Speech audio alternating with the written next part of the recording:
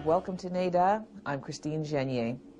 UFO stories are everywhere these days, but it's rare that they're told from an Aboriginal perspective. In December of 1996, approximately 31 people claimed to have witnessed a giant UFO along a 340-kilometer stretch of highway in the Yukon. As we discover, this was no ordinary sighting, and according to legend, this is not the first encounter with UFOs in the Yukon. We hope you enjoy the show.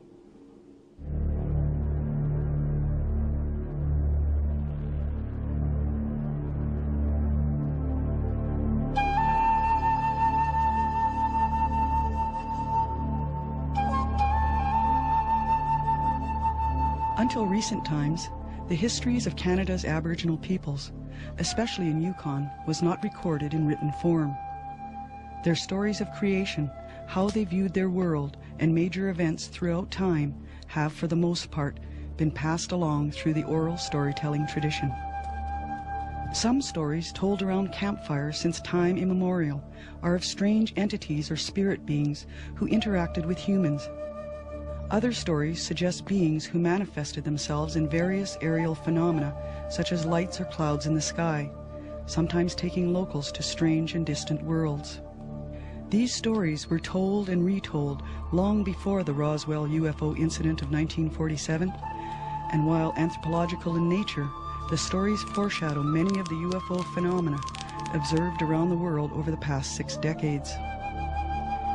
Now, the Yukon, famous for its wilderness, wildlife, and beauty, and its rich First Nation and Gold Rush history, has entered the vast database of UFO research with a story of its own. It's a unique account not only because of the scale and location of the sightings, but because it appears to put into perspective many of the stories told for hundreds, perhaps thousands of years around crackling fires, of strange beings and lights in the nighttime sky.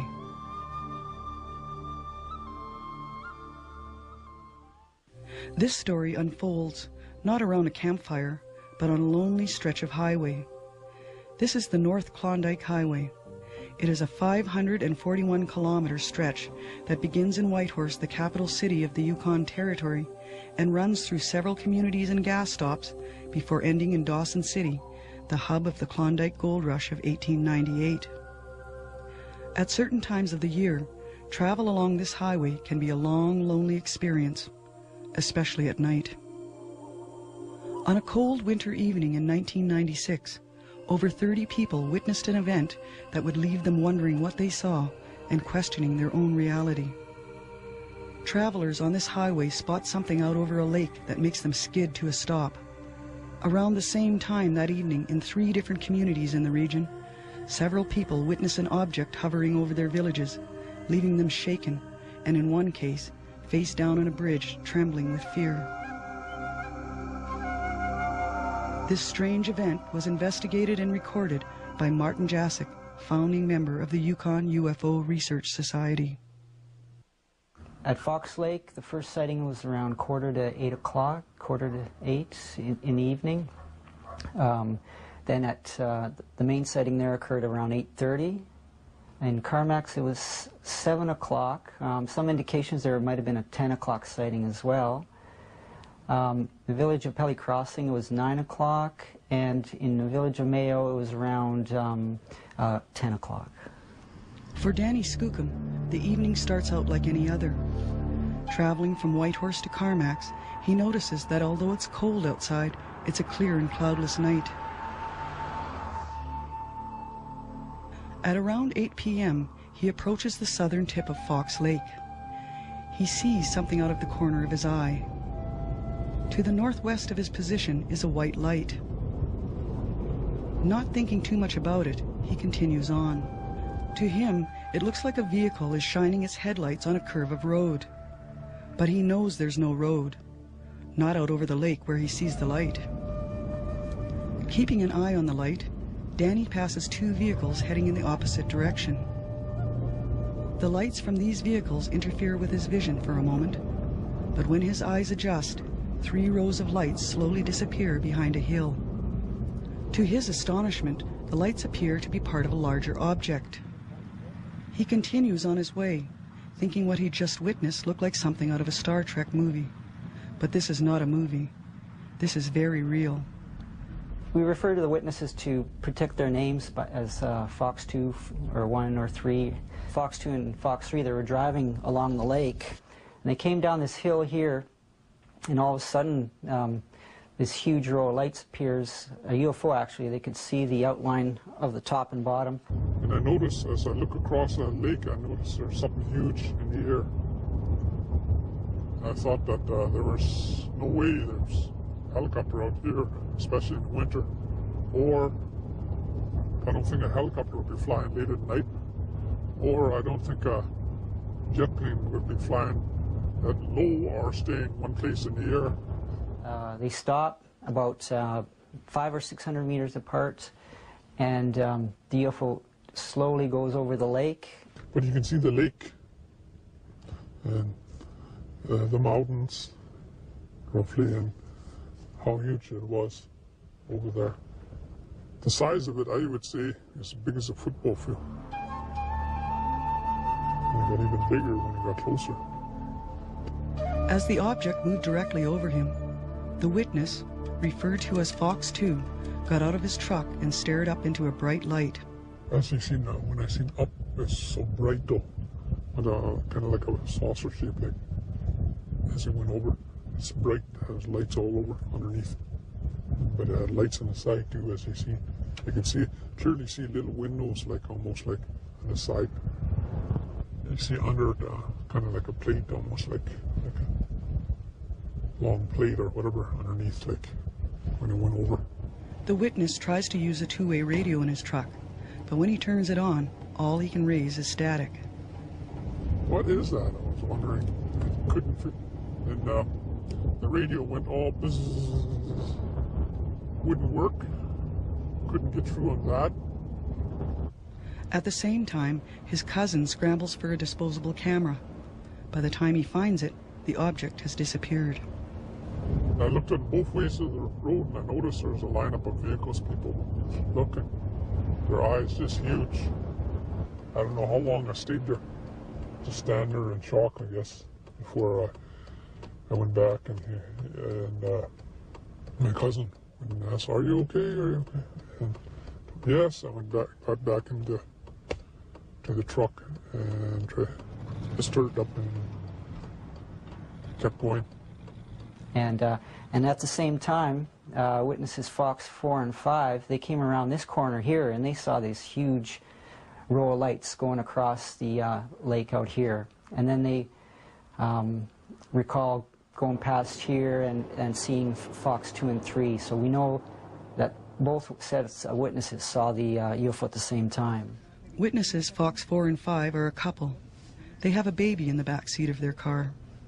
At first they thought it was a truck out here, like a semi-trailer truck with all the lights, but there's no road out here. Then they thought it was a jumbo jet crashing.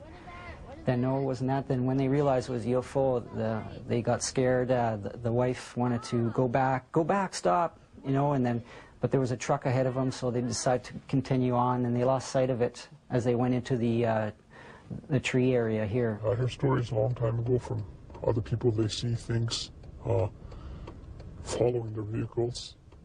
Around Fox Lake area too, I heard before. And not too long ago, even up the Asia Road. But I don't know what to say, what it was. I don't know if it's human to have that technology for something that huge. Just, I mean, look how much noise a helicopter makes just to get off the ground and to hover. And it makes a lot of noise. This thing is big as a football field and not make a sound, just come over like that. Close to the same time, a woman referred to as Witness Fox 6 is driving alone along the same stretch when a strange light illuminates her dashboard. She looks up, and to her amazement, a group of multicolored lights are hovering over her vehicle. The lights in her vehicle dim.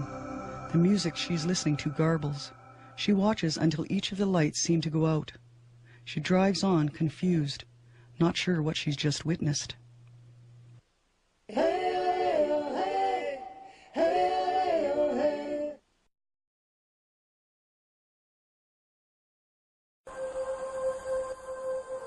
In Yukon, the Braeburn Lodge is situated about halfway between Whitehorse and Carmacks. It's a popular stop for travelers between the two centers, a place where tourists and truckers can satisfy an appetite and swap stories with Steve Watson, the owner-operator of the lodge. He's heard a lot of stories during his time there, but on the evening of December 11th, 1996, he heard of an event that seemed so incredible it would leave him scanning the evening skies around his property for months afterwards. I was sitting at the table. It was getting later at night, and there's usually people coming back from Whitehorse, and this fella came in, Danny Skookum from Carmacks. And Danny's a good friend of mine, and he's quite excited, and he starts telling me about this object he saw at Little Fox Lake, and he's describing it to me in quite a bit of detail. As I pulled into Braeburn, there was a lot of people there, and everybody was scattered around. They were all excited, and everybody was talking about it. A little while later, another car come in, and this other fella, he was quite excited too. They were really excited, and they come in. I think he had some people with him, and he sat down. We all started talking about it, and he starts drawing the exact same thing that Danny had just told me. He drew it, and while he was doing this, a bunch of other people came in from Pelly, and they described the same thing that was being drawn. And it was kind of weird, you know, like they were pretty excited about it, because they all realized that they all saw the same thing. We can calculate the actual size of the UFO. They did say it was huge. So here's Fox 4 and 5's location. You project that angle out to here where Fox 2 and Fox 3 were. Here's a few estimates of the size of the UFO, and based on those drawings, you can see the scale here. It was in the order of 1 or 2 kilometers, maybe just under a kilometer for the smallest estimate here. Pelly Crossing has a total population of less than 300 people, 80% of whom are First Nation. It's 282 kilometers northwest of Whitehorse on the banks of the Pelly River. Most of the work is in government, providing services such as education and health. The main employer is the Selkirk